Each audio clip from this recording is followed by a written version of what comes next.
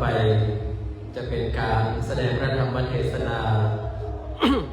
อานิสงส์ยี่เป็งและประทีปโคมไฟท่านทั้งหลายที่สดับรับฟังอยู่ทางบ้านก็ขอคือท่านนั้นได้จุดประทีปโคมไฟที่หน้าบ้านหน้าจอของท่านหรือว่าจุดประทีปโคมไฟที่หน้าพระพุทธรูปที่บ้านของท่านโดยใจภาชนะที่ปลอดภัยใจน้ำรองรับเพื่อกันเหตุอัคคีภัยก็ขอท่านทั้งหลายได้ตั้งใจสดับรับฟังทำอานิสงส์ยี่เป็งและอานิสงส์ประทีปโคมไฟเป็นลำดับไป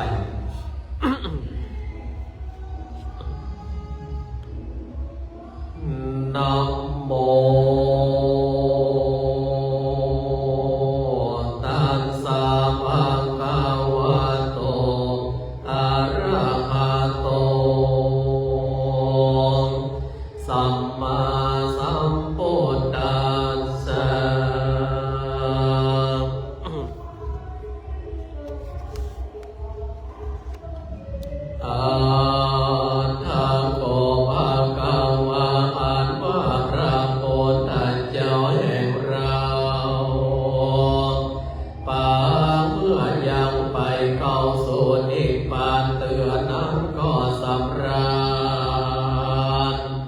อยู่ในป่าเจ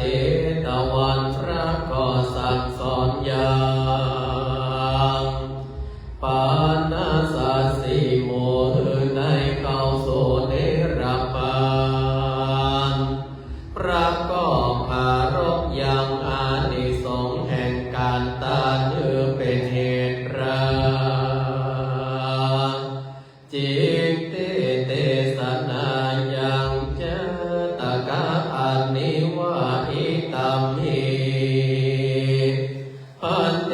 เกกะเปโกนากะมันโนสัพพุทโธเตตาตาดังนี้เป็นตอนภิกขเวทุกราภิกขุทั้งหลายแต่เมินมาล่วงแล้วเสียงจิรกานั้นนั่งสอนลายกับโกฏวัสสายังมีพระพุทธโตนึ่งหากพาโกฏชื่อว่าโกนนากามันได้เกิดมาธารทุกข์เป็นพระสัพพัญโยพระพุทธเจ้าในพันตกับหนึ่งในเมืองทัสสะภวตินครแห่งพญาตนหนึ่งอันเสวยเมืองที่นั้นชื่อว่าโสการจาก็มีแลอันว่าพ่อพระพุทธเจ้าตนนั้นชื่อว่าสักกับรามส่วนว่าตนแม่เจ้ามีชื่อว่าโอตัถามีอากาสาวกาโตนึ่งชื่อว่าอุตโรก็มีแลอันว่าพระพุทธเจ้าปานนั้นใดทรานผู้ที่เปิดเก้าไม่เหือมีรัศมีหกประการรุ่งเรืองงามมากนักมีตนตัวสูงได้16 ศอกมีอายุยืนได้10,000 ปีก็มีแลกติวสางวันหนึ่งพระมหาเถรเจ้าตนมีชื่อว่าโอตระอันเป็นสาวกแห่งพระพุทธเจ้าตนนั้นก็ได้เข้านิโรธสัมมามัตติในธรรมสุตตะกุหาคามอันเป็นที่ไกลดอยสิทธิทัตตะพันแลแล้วในวัน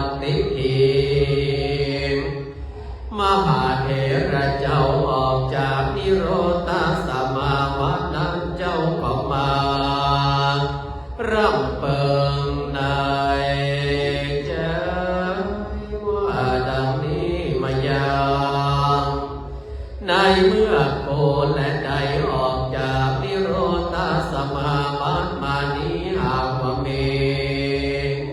ปุกาลาผู้ใดผู้หนึ่งได้มาหรือทานแก่ตนก็ดีดังอ่านนั้นว่าอานิสงส์และพลาแห่งการตา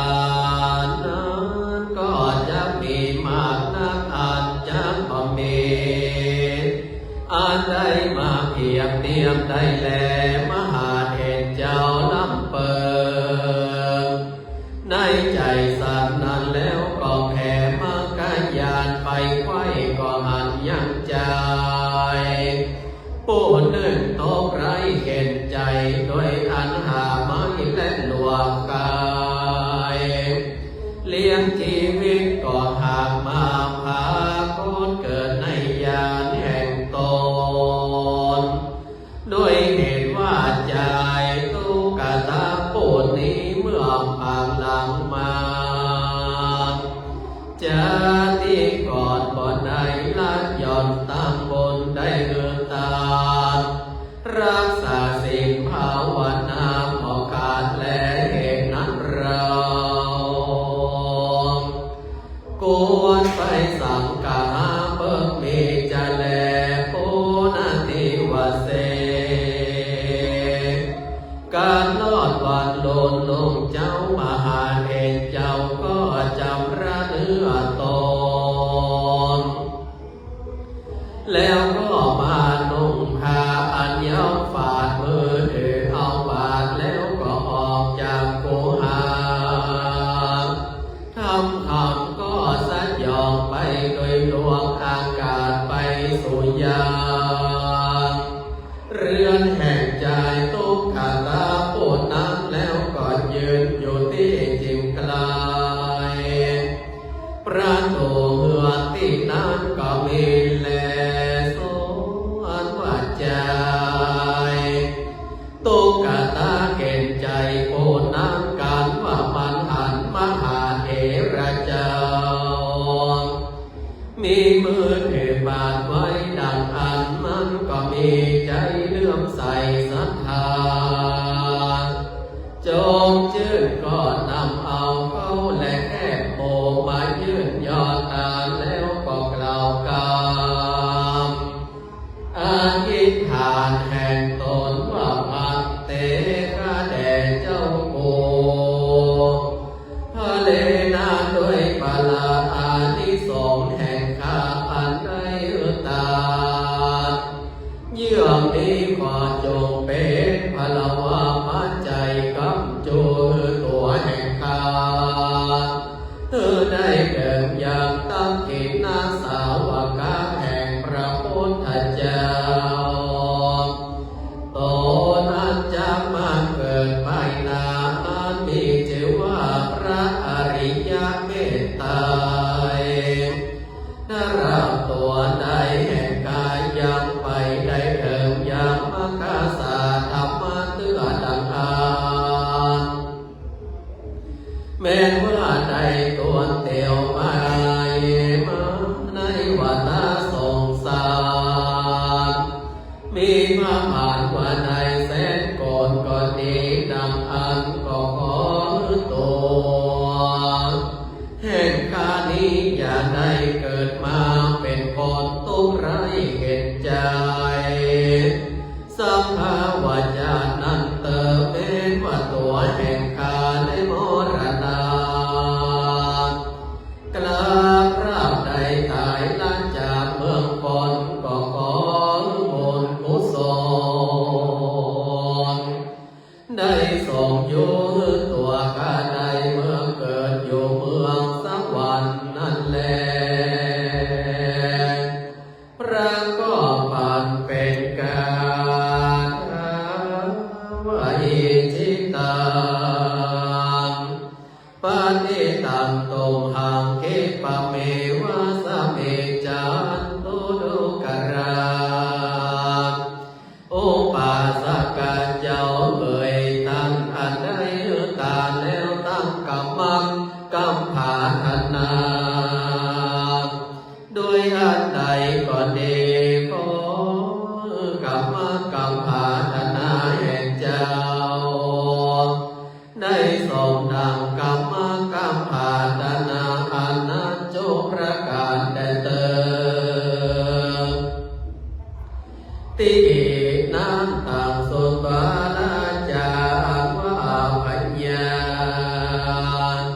ได้ฟังอย่างคำแห่งพระสัมมาสัมพุทธเจ้ากล่าวแล้วก็จะอนุโมทนาตามมานักหนาภิกขเวทุกราภิกขุตังลายโยปุคคโลอันว่าปุคคลาหญิงใจผู้ใดมีใจเลื่อมใสศรัทธาถึงกาลเวลาเดือนยี่เพ็งมารอดใดแผ่หาที่ก่อนดีได้แบ่งโคมไฟก่อนดีแล้วนำไปลอยไหลที่แม่น้ำน้อยน้ำใหญ่บวกน้องวางและโป่งขอรักเนเพื่อบูชารอยปาฏิพระพุทธเจ้าอันอยู่ที่แต่ริมฝั่งน้ำนำมาตานาตีอันดีที่เมืองนาคราชบันดาลก็ดีดังอันโสกาโลอันว่าโอกาลาผู้นั้นการได้เกิดมาในชาติใดก็ดีเตียนย่อมจะได้เกิดมาเป็นเต้าพันยาวเป็นใหญ่ในเนื้อหน้าแผ่นดินย่อมมีโอกาสเนื้อตัวผิวพรรณวันนั้นงามเสมอดังพระจันทร์วันเพ็ญนั้นแลจะมีอนุเตจาฤทธิมักนักจักเสมอดังพระเจ้ากวัตตนอันพามวิตังสีแลจำเป็นที่เก่งขามแก่คนตามหลายนั่นแลจำเป็นผู้มีปัญญาอันล่วงแหลมมากน้ำเนื่องนองไปด้วยกองกองสัมปติจังมาหัวควายและข้าใจมากนักแลบ่เท่าแต่นั้นการว่าใดจุติตายจากเมืองโคนก็จะได้เอาตนไปเกิดที่ผาเสดเมืองสวรรค์จันฟ้าเสวยสัมปติทิพย์ก็มีแลเตสนาปลิญโยสาเนโสตปฏิปทาตินิพพาปุเนสุปหุจนาปหุโสตาได้เหมือนแล้วแห่งธรรมมาเทศนาแห่งพระพุทธเจ้าหลวงพาเสดนี้ส่วนว่าปัญญาสัตว์ต่างหลายมากนาลางท้องก็ถึงธรรมวิเศษมีพระเพทวโสตาสกิตากานาตาลามันตาอัมโบนสองปานแห่งตนอันใดก็ตาติการมาแต่ก่อนก็มีวันนั้นแลนิพพิตังนิติตังขีญาณกล่าวแก้ไขยังจุติกาเตวะบุญอานิสงส์แห่งการตัดปฏิโกง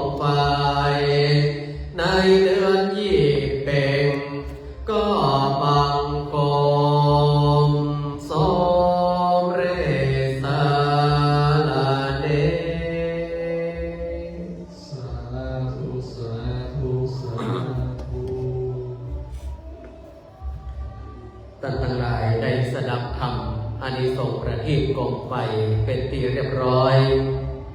ก็ได้เสร็จสิ้นบรมวรในการที่เฮาตั้งหลายนั้นได้ปฏิบัติตามหิตของอริยประเพณีในประเพณีเดือนยี่เป็งลำดับต่อไปก็ขอเชิญทุกท่านได้ตั้งใจรับพรในการเต้นอานิสงส์พระกิจกองไฟเป็นลำดับไปยะถาวาริวหาปุราปาริปุเรนติสากนังเอวะเมวะอิโตทินังเปตานังอุปกัปปติอิจิตังปฏิตังตุมหังกิปะเมวะสเมจันโตสัพเพปุเรนตุสังกปาจันโตปนะระโสยถามณิโชติระโสยถารัตนัตยานุภาเวนะรัตนัตยาเตจะสาจยโตภวังจยมังคลังจยโสทิภวันตุเตสัพพิติโยวิวัจจันโตสัพพโลกโกวินาสันตุมาเตภวันตอันตรายโยสุขิติกายุโกภวะอาภิวาทานาสีลิสานิจังพุทธาปัญจยิโนจัตตารโอธรรมาวัฏันติอายุวันโนสุขังภาลังต่อไปได้กล่าวคำบูชาพระรัตนตรัยเลิศเป็นอันเสร็จสิ้นในการทำบุญฟังเต้นในค่ำคืนนี้อะระหังสัมมาสัมพุทโธภะคะวาพุทธังภะคะวันตังอะภิวาเทมิสวากขาโตภะคะวะตาธัมโมธัมมังนามัสสามิสุปฏิปันโนภะคะวะโตสาวกสังโฆสังฆังนามามิวันตาน้อยสารูปเหมือนหลวงปู่ครูบาเจ้าศรีวิจัยรูปเหมือนหลวงปู่ครูบาเจ้าอภิชัยเก่าผีอันเป็นครูอาจาริยกรรมฐานะแก่หมู่เฮาเจ้าข้าทั้งหลายติดแต่ติดเตาทั้งห้าแห่งกบหัวลงนะครับเด้อวันตามิพันเตสัพพังอาปาราทังกามาตาเมมายากาตังปุญญังสามินาอนุโมทิตาปังสามินากาตังไมหังตาตาปังสาธุสาธุอนุโมทามิกราบกราบกราบอาการเก็บน้ำตาลก็เรียบร้อยสีสายจุดหมดแล้วกันพ่อหนาเรียบร้อยเนาะ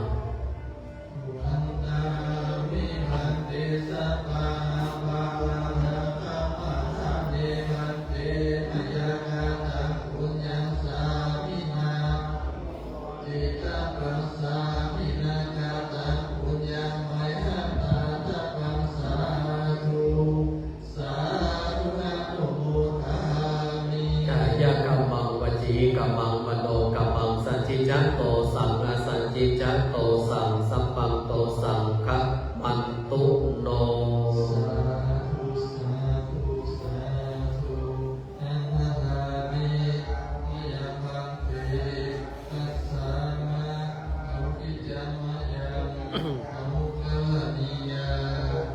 ยัสสทานิตุมเหกาลังมัญญาธา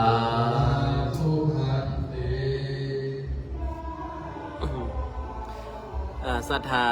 ญาติโยมสาธุชนพุทธบริษัททุกท่านที่ได้ชมรายการในค่ำคืนนี้ซึ่งก็ตรงกับวันเดือนยี่เป่งของต่างล้านนาเฮาก็คือประเพณีลอยกระทงของสากลนิยมตังวัดโบสถ์น้ำดิบนั้นก็ได้มีการประกอบพิธีอาราธนาอัญเชิญสารูปเหมือนหลวงปู่ครูบาเจ้าอภิชัยข่าวปีและขบวนเจ้าภาพกฐินผ้ากฐินนาตาลประจำปีตอดถวายที่วัดโบสถ์น้ำดิบแห่งนี้ก็มีศรัทธาสาธุชนทุกท่านได้ร่วมบุญกันมาก็เป็นที่น่าอนุโมทนาเงินทุกบาททุกสตางค์ของท่านก็จะได้ใช้จ่ายให้เกิดประโยชน์กับวัดกับวาส่วนหนึ่งต่างคณะกรรมการก็จะได้นำเงินปัจจัยได้ชำระค่าก่อสร้างบูรณะปฏิสังขรณ์อุโบสถซึ่งทางวัดของเฮานั้นยังคงค้างการชำระการก่อสร้างปฏิสังขรณ์อุโบสถเป็นจำนวนเงิน 300,000 บาทและส่วนหนึ่งก็จะได้นำเอาเป็นการน้ำกับไฟแล้วก็จะได้เอาธนุบำรุงยังเสนาสนะของวัดโบสถ์น้ำดิบเป็นลำดับไปส่วนการที่เฮาท่านทั้งหลายได้สดับรับฟังอย่างพระธรรมเทศนาในอานิสงส์ประทีปโคมไฟที่อาตมาภาพได้เทศเป็นระบำธรรมพื้นเมืองหรือว่าการเดินธรรมแบบพื้นเมืองก็เพื่อให้เป็นการรักษาอย่างอริยประเพณีหีดหอยบะเก่าโบราณของล้านนาเมื่อเดือนยี่เป่งมาถึงบางวัดบางวาเพิ่นก็มีการจัดในการตั้งธรรมหลวงหรือมหาจาตุเวสสันดรจาดกบางวัดบางวาก็มีการจัดการงานกฐินซึ่งเป็นวันสุดท้ายของกฐินนาตาลบางที่บางแห่งเพิ่นก็มีการจัดงานลอยกระทงถ้าหากว่าวัดนั้นอยู่ติดลำน้ำอยู่ติดแม่น้ำมาว่าจะเป็นอายังก็ดีศรัทธาญาติโยมตั้งหลายเนอะเฮาก็ร่วมงานกันโดยสติโดยเฉพาะการไปลอยกระทงที่ตาน้ำแม่ใหญ่ช่วงนี้ฝนมันตกน้ำก็หลากน้ำก็นองแต่เจ้าอาตมาภาพเดินทางไปที่วัดดงฤาษีอำเภอบ้านโฮงได้ขับรถได้นั่งรถผ่านน้ำแม่ลีก็ปรากฏว่าน้ำแม่ลีนั้นนองแล้วก็ไหลเชี่ยวก็มีคนมาสังเกตสถานการณ์น้ำหลากเนาะแล้วฟังจากกรมอุตุที่เปิ่นมีการพยากรณ์แล้วก็แหล่งข่าวต่างๆว่าแหม2 วันนี้จะมีพายุเข้าแล้วก็จะเป็นพายุที่นำฟ้านำฝนมาแถมร้ายนะดังนั้นเขาก็ระมัดระวังกันในเรื่องน้ำตาแล้วก็เรื่องของไฟฟ้าเนาะเขาก็ต้องมีการระมัดระวังกันตัวรวมไปถึงการเดินทางในช่วงนี้ถ้าหากเป็นไปได้ก็เพิ่มความระมัดระวังเพราะว่าโรงเรียนก็เปิดเทอมแล้วหลายๆคนหลายๆท่านก็ต้องตื่นแต่เจ้าแล้วก็รีบเร่งไปส่งลูกหลานของท่านเข้าโรงเรียนแล้วก็ได้ทำการทำงานก็ต้องใจความระมัดระวังรถรามันก็นักเป็นกรณีพิเศษอาสาธุเจริญปอนอนุโมทนาโยมแม่หาไทยทิพย์อินอายเนาะคุณโยมลาวันแม่บัวพัสสุวรรณมาโยมแม่วันเพ็ญกันเท่าวงที่ได้เข้าชมรายการในค่ำคืนนี้ก็ถือว่าเป็นกรณีพิเศษที่ฮือศรัทธาญาติโยมทั้งหลายนั้นเนี่ยได้สดับรับฟังยังทำอานิสงส์ประทีปโคมไฟแบบล้านนาบะเก่าโบราณหลายๆท่านก็มาได้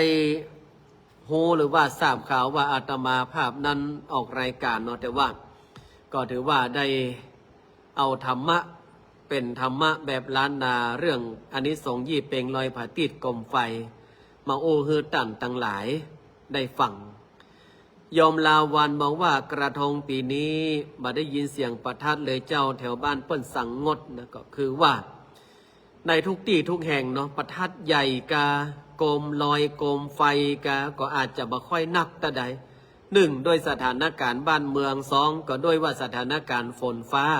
ถ้าปล่อยไปมันก็มาล่ำขึ้นแต่ใดเนาะกระดาษมันจื้นเขาก็เลยมาให้ปล่อยกันโยมแม่เกสรมาแล้วเนาะคุณโยมบุญเนียมแม่พิสมัยศรีเทพธรรมรงค์สาธุอนุโมทนาแล้วก็อนุโมทนาหลายๆกำลังแรงใจที่ส่งมาให้อาตมาภาพนอนแล้วการแล้วงานก็คงจะได้ไปดูแลรักษาสุขภาพในเรื่องของจมูกนะในเรื่องของเสียงที่ประห้องว่าขึ้นจมูกก็คงจะได้มีการรักษาให้เสียงเข้ามาแจ่มใสเหมือนเดิมโยมแม่ปุ๊สันต้นมือเป็นอย่างใดพ่องช่วงนี้ฝนยังตกอยู่ก่อนคุณโยมจิรทิพย์หลวงมณีวานสาธุอนุโมทนาเนาะคุณโยมจงรักวิไลพรอันนี้คนตำบลแม่คาเมืองฝางเจ้าแสดงว่าไปฟังเทศน์ที่วันสัตต้นเป่าแม่ก็ คุณโยมจงรักวิไลพรแล้วก็คุณโยมจันชัยอีกอนุโมทนาเพื่อว่ากราบไหว้สาเจ้าฟังจากตังใดฝนตกฟ้าย้อยอยู่ก่อนโยมแม่หาไทยทิพย์เป็นใดพ่องตังปุ้นฝนยังตกอยู่ก่อนแต่นี้อาตมาภาพไลฟ์สดในวิหารตังนอกเพิ่นก็มีการประกวดเจดีย์ทรายเนาะแล้วก็กระทงน้อยมี2 รายการเพราะว่าอย่างอื่นเขาก็งดไปด้วยความสำนึกในพระมหากรุณาธิคุณของสมเด็จพระนางเจ้าสิริกิติ์พระบรมราชินีนาถพระบรมราชชนนีพันปีหลวงก็จัดตามบ้านตามเมืองประยุกต์ไปตามนั้นท่านใดที่เข้ามาแล้วก็มามาจากันในวันนี้หลายๆท่านก็ได้เข้ารายการหลายๆท่านก็กำลังจะไปลอยกระทงก็ต้องระมัดระวังพกร่มไปตัวเนอะเสื้อผ้ากันฝนเกือบอกไปตัวเนาะอนุโมทนากับศรัทธาญาติโยมท่านสาธุชนทุกท่านตัวเอาละวันนี้ค่ำคืนนี้อาตมาภาพก็จะนำรายการจากลาไปก่อนเนอะแล้วเราก็มาปะรายการกันในเวลาเดิมเพราะว่าสิ้นสุดในการจัดงานมหากาลตานงานกฐินในวันนี้พรุ่งนี้ชีวิตเราก็ดำเนินไปตามปกติ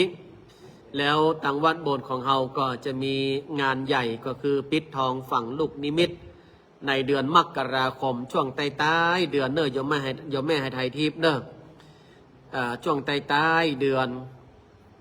ประมาณวันที่24 มกราเป็นวันเสาร์จะมีพิธีฝังลูกนิมิตอุโบสถเนาะในวันที่24 เดือนมกราคมดังนั้นก็